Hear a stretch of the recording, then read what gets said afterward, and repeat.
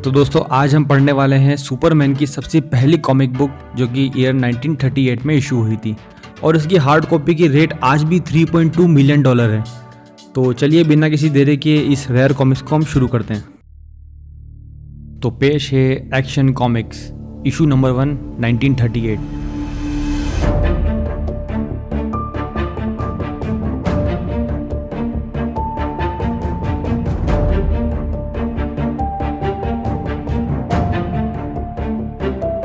जब एक ग्रह पर प्रलय आ जाता है तब वहाँ के साइंटिस्ट अपने बेटे को एक स्पेसशिप में बैठाकर धरती की ओर रवाना कर देते हैं और वो स्पेसशिप गिरता है धरती पे किसी अनजान सड़क पर और वो मिलता है किसी मोटर मैकेनिक को और वो उस बच्चे को अनाथ समझकर खुद गोद ले लेते हैं क्योंकि उनकी स्वयं की कोई औलाद नहीं होती है।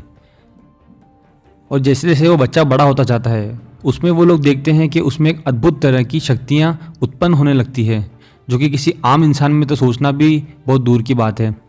लेकिन जैसे जैसे वो लड़का बड़ा होता जाता है उसमें कई तरह की ताकतें आने लग जाती है, जैसे रेल से भी ज़्यादा तेज़ दौड़ना, भारी से भारी वज़न को उठा लेना और एक माले से दूसरे माले पर जंप करके पहुंच जाना। आगे जाकर उस शख्स का नाम होता है क्लार्क कैंट और कैंट उस ग्रह से आया है जहाँ के इंसानों को मिलियंस से आगे की पावर मिली हुई है और अगर उस प्लैनेट का कोई व्यक्ति उसकी एडल्ट उम्र तक पहुँचता है तो उसको अद्भुत तरह की शक्तियाँ प्राप्त होती है। जिस तरह से चींटी अपने हल्के वज़न के कारण होने के बाद भी अपने से 100 गुना ज़्यादा वज़न उठा लेती है और ग्रास हॉपर एक माले से दूसरी जगह जंप लगा सकता है, ठीक उसी तरह सुपरमैन भी ये कर सकता था। पलक झपकते ही वक्त के साथ रेस लगाते हुए वो पहुंच जाता है मुसीबत की घड़ी में ताकि बिना किसी चूक के किसी इंसान की जान बचाई जा सके। गवर्नमेंट स्टेट तक पहुंचने के बाद सुपरमैन कहता है तुम यहाँ अपना ख्याल रखना क्योंकि मुझे अभी किसी और से मिलने भी जाना है देर रात को। इतनी रात को दरवाज़ा खटखटाने का मतलब मैं क्या समझूं? मुझे गवर्नर से मिलना है और अभी इसी वक्त, क्योंकि किसी की ज़िंदगी और मौत का सवाल है। तुम उनसे सुबह मिल सकते हो। नहीं, मुझे उनसे अभी बात करनी है। हे, ये तुम्हारा गलत तरीका है और इसके लिए तुम्हें सज़ा भी हो सकती है। तुम मेरे सवाल का जवाब दो, तुम मुझे गवर्नर से मिलवाते हो या नहीं?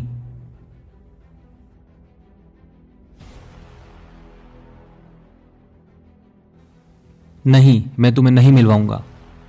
तो फिर ठीक है, तुम भी मेरे साथ चल रहे हो। नहीं, हेल्प हेल्प, बचाओ। ये रहा गवर्नर का रूम और वो सो रहे हैं, पर ये मत सोचना कि तुम इतनी आसानी से यहाँ से निकल जाओगे। अरे ये तो लॉक है। हाँ, क्योंकि ये स्टील का बना हुआ है। और इतना कहते ही स्टील का दरवाजे को कागज़ की तरह फाड़ देता है सुपरमैन। और दरवाज़ा तोड़ने के बाद, ये तुम्हारा आइडिया था और यहाँ गवर्नर रूम में ऐसे अंदर आने का मैं क्या मतलब समझूं? सुपरमैन कहता है एल्विन करी, जिसको अभी कुछ मिनट में मौत की सज़ा मिलने वाली है, वो बेगुनाह है और उसकी बेगुनाही का सबूत मेरे हाथ में यहाँ पर है। लगता है गवर्नर किसी पागल व्यक्ति द्वारा मैनेज किया जा रहा है। अब तुम सब छोड़ो और मेरे पीछे आओ। वो खिलौना नीचे रख दो। मैं तुम्हें चेतावनी दे रहा हूँ, अगर एक कदम भी आगे बढ़ाया तो मैं तुम्हें शूट कर दूंगा। और इतना कहते ही वो गोली चला देता है। इसी के साथ रिवॉल्वर से निकली बुलेट सुपरमैन के शरीर से टकराकर दूसरी ओर चली जाती है। ये तुम्हारे खेलने का समय नहीं है। क्या तुम्हें नहीं लगता कि तुम्हें उसके प्रूफ को देखकर उसको बाइज्जत बरी कर देना चाहिए? ये पेपर्स मुझे दिखाओ। और यहाँ गवर्नर उसकी मौत की सज़ा को रुकवा देता है। रोको रोको, गवर्नर ने बोला है। ऊपर वाले का बहुत बहुत शुक्रिया, मैंने कहा था मैं बेगुनाह हूँ। वो चला गया, गायब हो गया। हाँ, लेकिन वो एक नोट छोड़ के गया है और इसमें लिखा है कि बहुत जल्द वो असली गुनहगारों को हमारे सामने लाकर छोड़ेगा। अगले दिन सुबह सुपरमैन अपने ऑफिस में काम के लिए निकलता है। तभी रास्ते में, हे तुमने सुना? वो करी लड़की बेगुनाह है, मुझे भी दिखाना तो।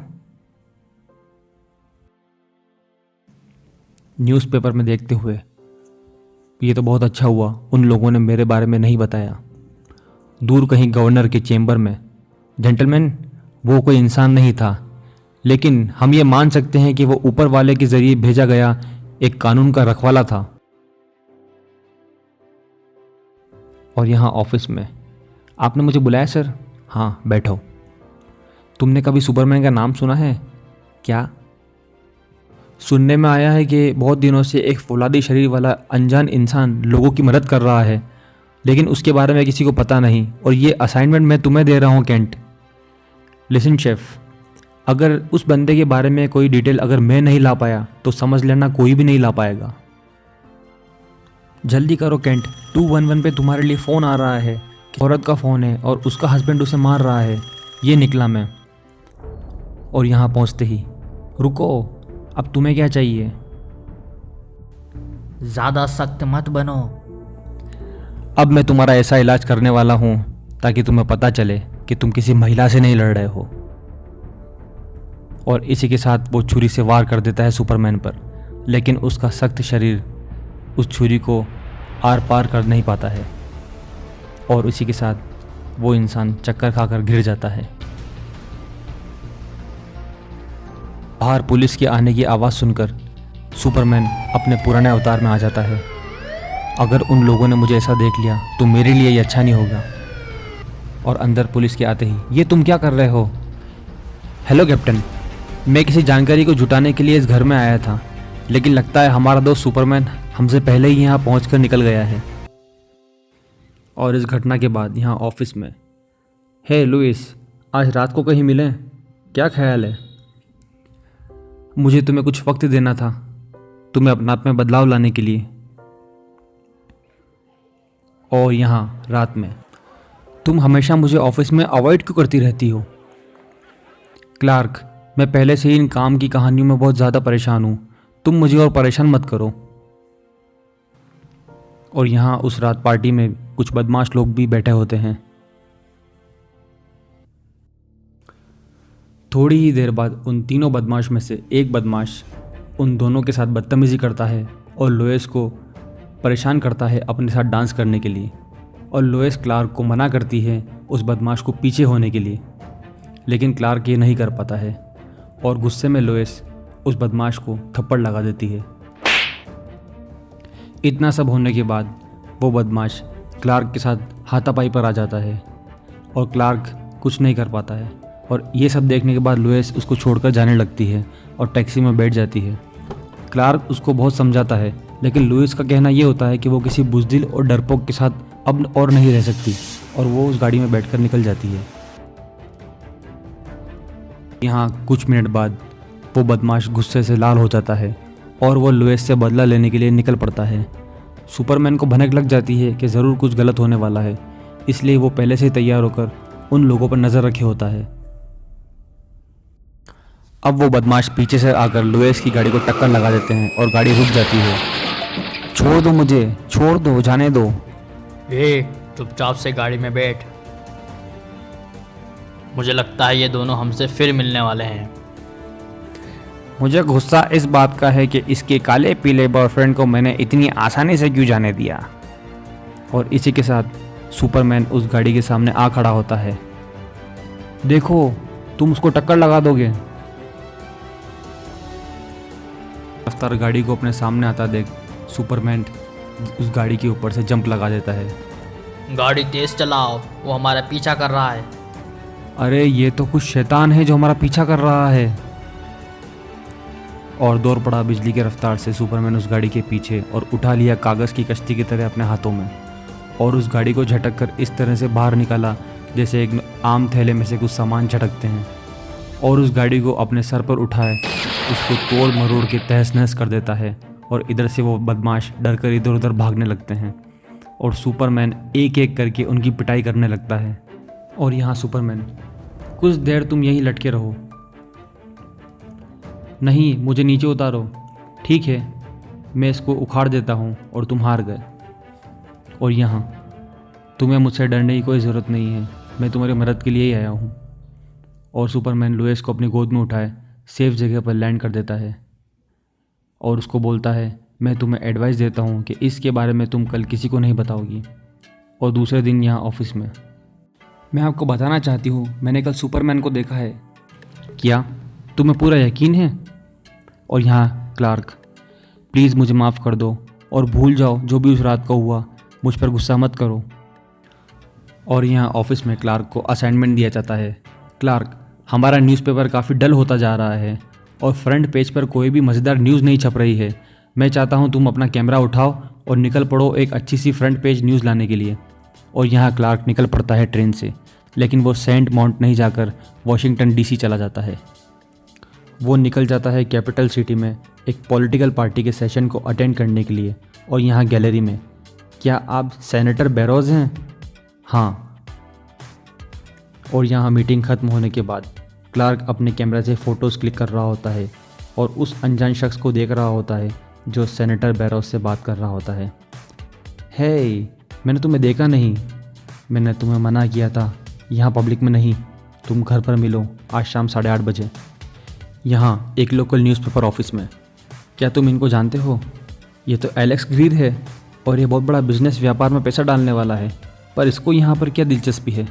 और ठीक रात की 8:30 बजे सुपरमैन वहाँ पहुँच जाता है जहाँ पर सेनेटर बैरोज का घर होता है और वो उन दोनों की मीटिंग की सारी बातें सुन रहा होता है। मैंने तुम्हें मना किया था कि तुम मुझे पब्लिक में मत मिलो। अब वो लोग क्या सोचेंगे कि हमें और तुम्हें आपस में क्या काम हो सकता है?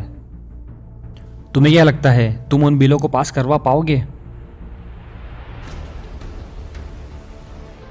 इसमें कोई शक नहीं है कि वो सारे बिल पास हो जाएंगे और जब तक उन लोगों को पता चलेगा तब तक हमारी कंट्री यूरोप को गले लगा चुकी होगी। ठीक है, और आर्थिक रूप से हम तुम्हारी मदद करते रहेंगे और मुझे लगता है तुम अपना भी ख्याल रखोगे। और यहाँ सुपरमैन, तो कौन है इस सब के पीछे जो सेनेटर बैरो को करप्ट बना रहा है? तुम किसकी बात कर रहे हो मुझे कुछ नहीं मालूम। अच्छा, तो इसका मतलब तुम भी उन साइलेंट लोगों के साथी हो। मुझे यहाँ से जाने दो और अपने हाथ हटाओ। और इतना कहते ही सुपरमैन उस आदमी को अपने साथ ले उड़ता है। छोड़ो मेरे को, हम लोगों को करंट लग जाएगा। नहीं, मैं नहीं लगने दूंगा। और जिस तरह से चिड़िया अपने हल्के शरीर के होने के बाद इस इलेक्ट्रिक वायरों पर बैठ जाती है, ठीक उसी तरह सुपरमैन उन पर दौड़ पड़ता है। और यहाँ सुपरमैन उस आदमी को हवा में उड़ाए इधर से उधर लेकर इस बिल्डिंग से उस बिल्डिंग चढ़ता रहता है।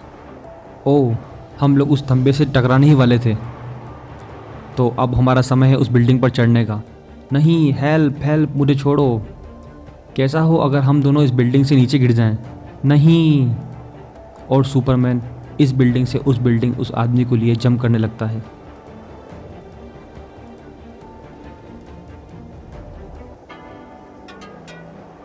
तो इसी के साथ शुरुआत होती है एक रोमांचक और एक सबसे दमदार शख्सियत और सुपर हीरो की, जिसका नाम है सुपरमैन।